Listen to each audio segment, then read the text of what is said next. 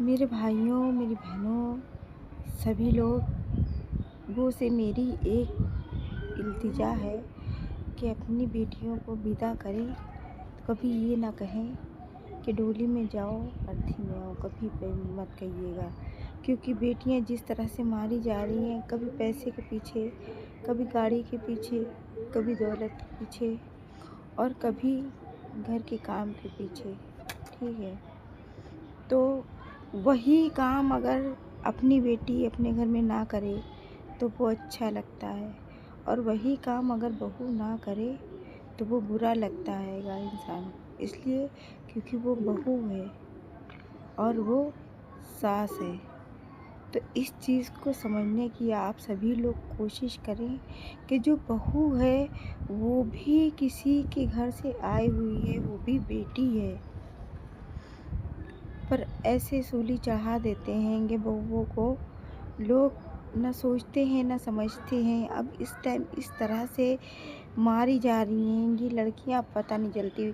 हम लोग गरीब घर की तो बात ही छोड़िए, गरीब लोग तो गरीब होते ही हैंगे, उनके पास देने के लिए कुछ नहीं होता हैगा। पर अमीर घर के जो लोग हैं उनको कितनी चाह होती, जितना पैसा होता है वो लोग सोचते हैं उतना ही ज़्यादा पैसा मिल जाए, चाहे जितना दे दो फिर भी कमी है। बड़ी बड़ी एक्ट्रेस मारी जा रही हैं। ठीक है, तो हम किसी का नाम नहीं लेना चाहते हैं, क्योंकि हमने आज तक ना कभी रोस्ट किया है किसी को, ना करना चाहते हैं और ना करेंगे। पर हमें कुछ चीज़ें बुरी लगी इसलिए हमने कहा।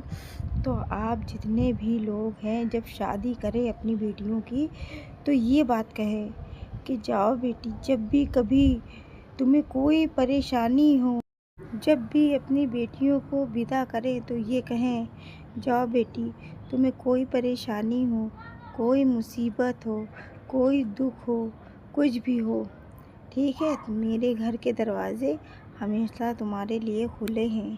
ठीक है, ऐसे ही कहना चाहिए। हर माँ बाप को अपनी बेटियों के साथ रहना चाहिए, क्योंकि जितना तकलीफ़ बेटे को पैदा करते में होती है उतनी ही तकलीफ़ बेटी को पैदा करते में होती है। ये इंसान क्यों नहीं समझता है? ये बात भी तो समझना चाहिए इंसान को। क्यों नहीं ये बात समझता है इंसान? सबसे पहले ये बात समझनी चाहिए।